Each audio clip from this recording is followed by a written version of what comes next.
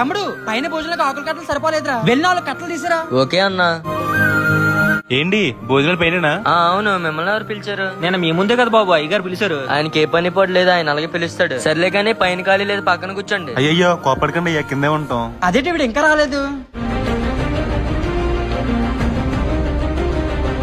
అదేంటండి మేస్త్రి గారు, పైన అంత గ్రాండ్ గా భోజనం జరిగితే మీరేంటి ఎక్కడ ఉన్నారు? ఏమీ లేదయ్యా. హే నువ్వు ఊరుకరా, మీ తమ్ముడు బయట నుంచోమన్నాడయ్యా. ఏరా ఏమన్నా వాళ్ళే? ఇలాంటి లేబరోల్ని మనం పైకి తీసుకొచ్చాం అనుకో, మన చుట్టాల ముందు మన పొరుగు పోతుంది. ఏంట్రా లేబర్ వాళ్ళ ఈ రోజు వీళ్ళే కానీ లేకపోతే మన ఇల్లు ఎలాగ ఉండేదా? ఎందుకు అరుస్తున్నావు? డబ్బులు ఇస్తే ఎవరైనా కడతారు. అవునా? అయితే ఇవే డబ్బులు నీకు ఇస్తాను, ఇటుకిటికి పేర్చిదే ఇల్లు కట్టరా. నేను ఎలా కట్టగలనన్యా? మనకు మంచి జరగాలంటే వినాయకుని ఎలా పూజిస్తామో, మనకు మంచి జరిగిన తర్వాత ఇల్లు కట్టిన మేస్త్రిని కూడా అలాగే పూజించాలి. ఇలాంటివన్నీ తెలియకరా మీలాంటి వాళ్ళు అందరూ ఎలా ఉండిపోతున్నారు. తప్పు అయిపోయిందని నన్ను క్షమించండి. మీరు పదండి మేస్త్రి గారు, ఇతరుల కోసం అందమైన ఇల్లు కడతారు గానీ తన జీవితాన్ని మాత్రం కష్టాలతోనే కట్టుకుంటాడు. ఎండైనా వానైనా పని ఆపకుండా కుటుంబం కోసం కష్టపడే ప్రతి తాపి మేస్త్రికి నా హృదయపూర్వక వందనం.